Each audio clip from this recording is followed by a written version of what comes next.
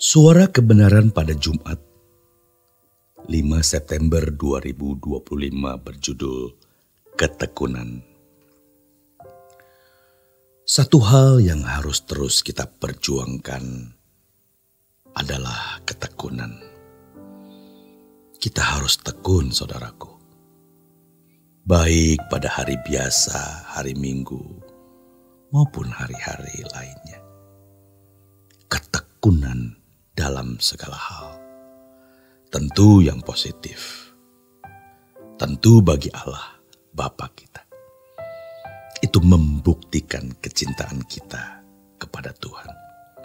Jika kita hanya rajin berdoa sesaat, ikut puasa sesaat, atau rajin hanya ke gereja sesaat, lalu berhenti karena satu dan lain hal, itu bukanlah ketekunan.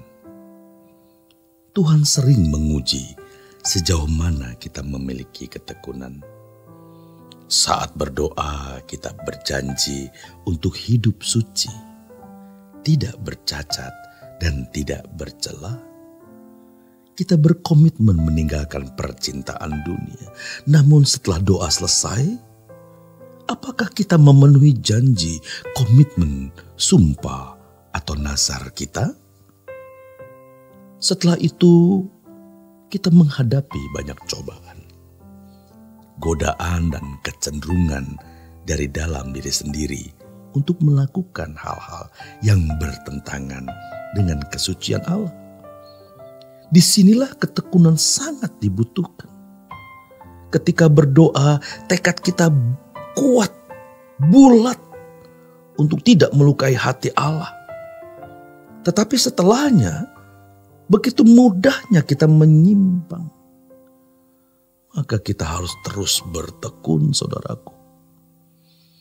Dan ketekunan dibangun dari dalam diri kita sendiri.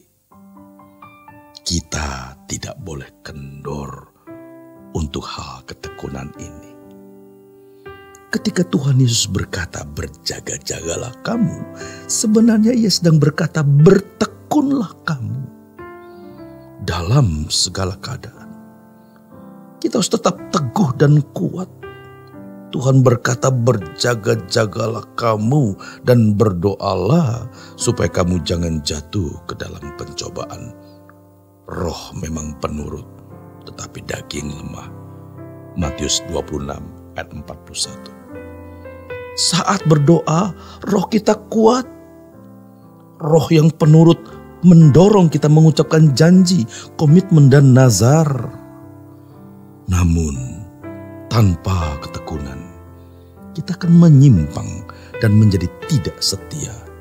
Roh penurut, tetapi daging lemah. Karena itu, kita harus terus bertekun, menggarap agar daging ini mati. Artinya tidak dituruti keinginannya. Dan itu tergantung kepada kita sendiri. Setelah selesai berdoa, kita harus berjaga-jaga. Kita harus tetap waspada. Jangan menuruti keinginan hati atau daging. Dalam hal ini dibutuhkan ketekunan.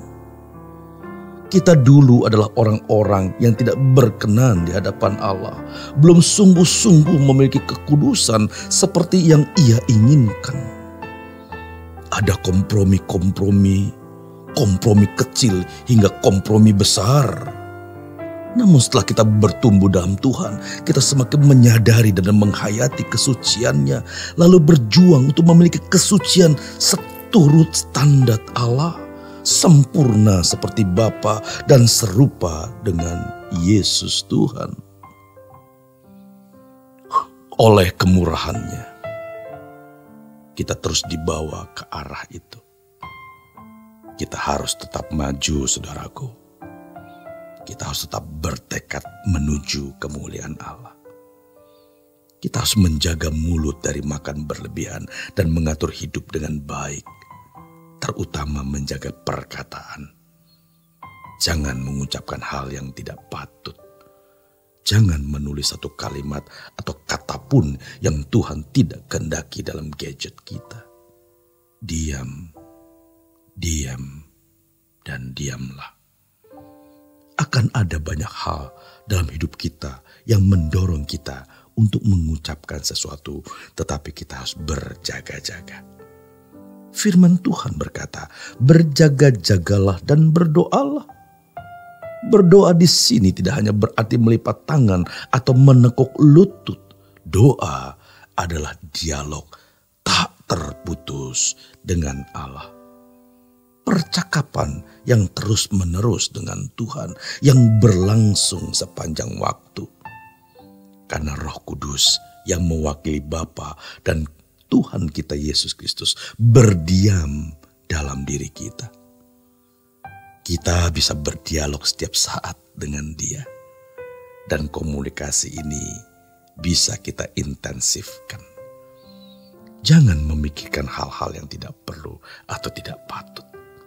Jangan menyimpan kebencian, dendam, atau sakit hati. Jangan memikirkan hal-hal yang najis. Semua itu tergantung kita.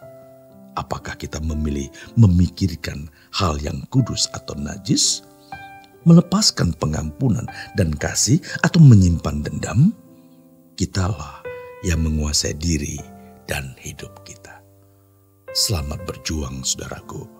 Tuhan Yesus memberkati.